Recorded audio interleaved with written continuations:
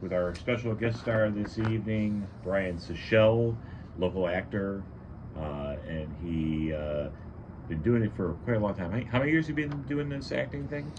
Well, I've been acting since 1997.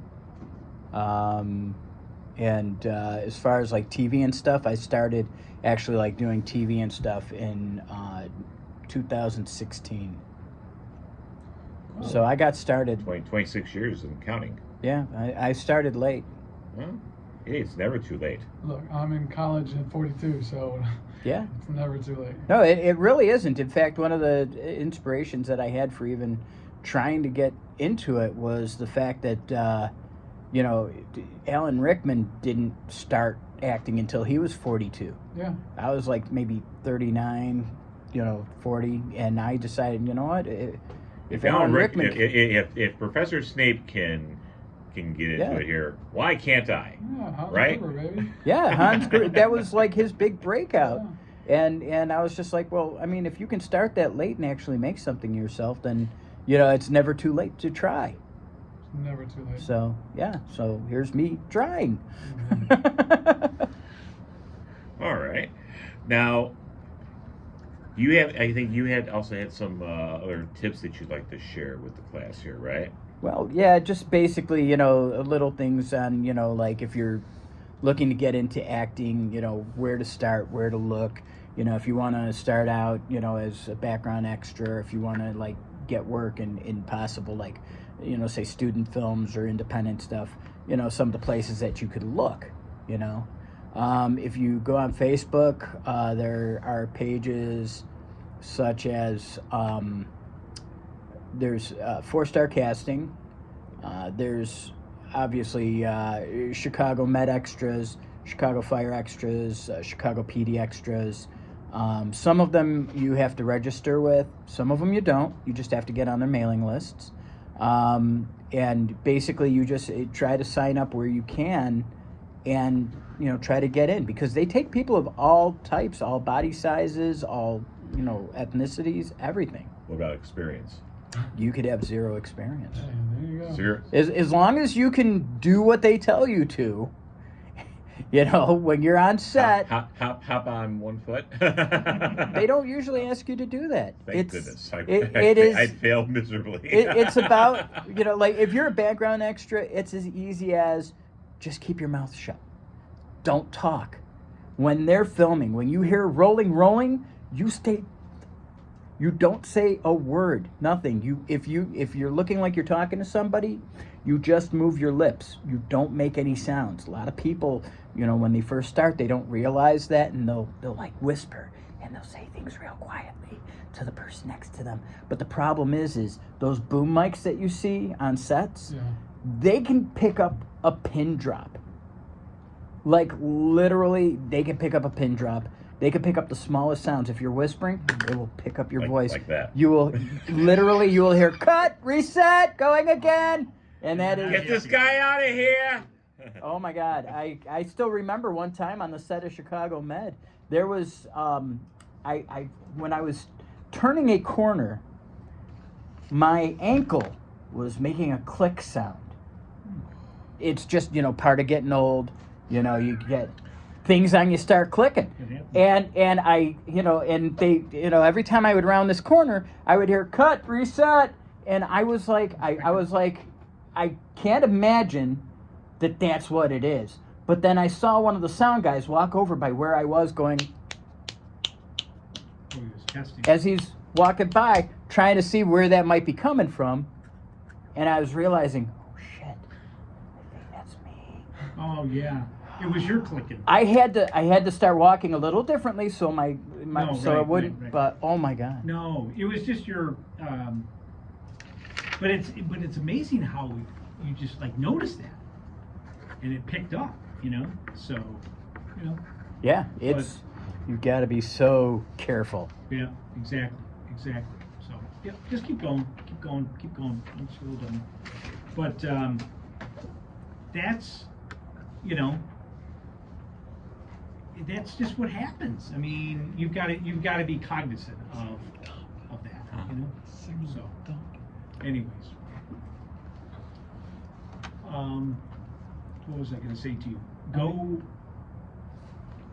help us understand that when you are like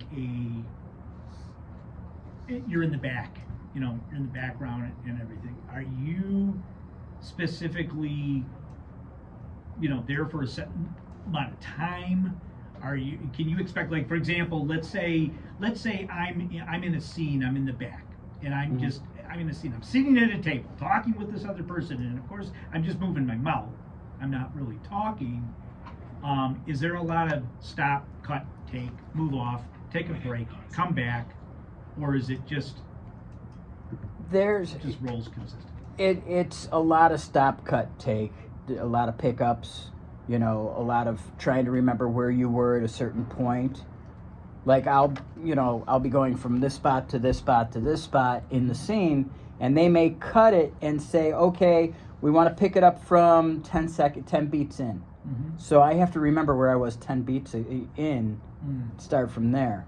So there is a lot of pickup, there's a lot of resetting. Most of being background is actually sit around and wait in holding until they call you for a scene. Oh, okay. And then the filming for a scene, filming tends to happen fairly quickly. As long as, you know, everybody does what they're supposed to. Filming is, you know, a 1 minute scene, it takes about maybe 30 minutes to film. Oh, really? Yeah. 1 minute, 30, okay. Yeah. That's surprising. Now, when you're, you know, obviously, you just use the example here, like when you're on, like, you know, one of the, you know, one of Chicago's here. When I'm watching, you know, it seems like they've got like multiple cameras going out like at the same time here during some of these scenes. I mean, obviously, if you're in the background there, are they just kind of going continuous there, or they typically cut, reset, and you know when they're doing their dialogue with each other here in some of these scenes? Usually the scenes film maybe 1 to 1.5 pages of dialogue before the cut. Okay. So it's not a lot of continuous filming. Mm-hmm. There are some shows that will do continuous filming for a scene, but most of the time it is, you know, about a minute long worth of dialogue and stuff before the cut. Okay. Cool. Yeah. All right. Jared, you still with us? I am. I am here. No, I mean that's the type of things that I, you know, am curious about. Obviously, you are involved in 3 projects right now that Right. you're working on. Help us understand the conflicts that you have to sometimes deal with. Unless all 3 of these particular projects that you're working on, Brian, are the same casting team. Yeah, no, they're all different. Okay. They're all 3 are from totally different production companies. Yeah, all so 3 they're not different. talking to each other. No. They're not coordinating with each No, other. You're just involved. I have to make sure that when we start talking about filming dates that I communicate, you know, what my availabilities are for each of them. And then basically it's kind of a first come, first serve for, you know, okay, we're going to need you on this day, and this day. And the other one, I'll be like, okay, I am no longer available this day, and this day. So we've got to be able to move it around. Right. And I try to do what I can to be as openly available for the productions as possible. But, you know, at the same time, you know, I'm hoping that they will give me plenty of it's the hallway that's what out I'm there. hearing. Yeah, somebody's moving a table or something. Yeah. Yeah. But it's basically, you know, as long as I have enough prior notice of what the scheduling is, I will be able to, you know, keep my availability open for them. Mm-hmm. You know, there are some times, like I had, you know, with one of the productions, they were like, hey, you know, it's Thursday, and they're like, hey, are you available this Saturday? And I'm like, No, I need more than a couple of days because I've already got something planned for this Saturday. Mhm. So I don't have that available right now. So then what they will do is they'll focus on other people that are available Yeah. for other cuts or other scenes. Right, they'll try to work on other scenes or whatever it is that they're gonna do, and they'll, and hopefully, we'll work around I've it. always wondered that because I know, the only thing I can use as an example of the TV shows that I watch, the ones that are, regular, like for example,